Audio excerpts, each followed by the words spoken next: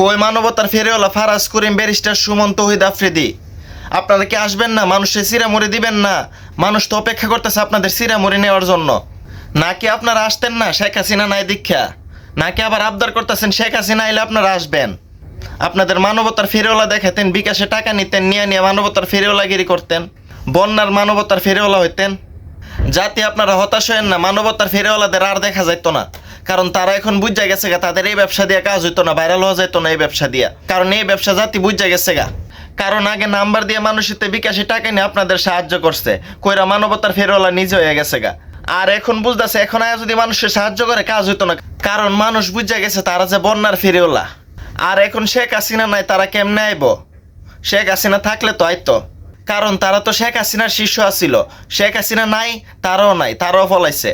যদিও কেউ আশা করে থাকেন যে মানবতার ফেরিওয়ালা আসবো, আশা করেন না, কারণ তাদের আশা দিয়ে কোনো কাজ হইতো না, তারা নিজেরা ভাইরাল করার জন্য আসবো আসলে।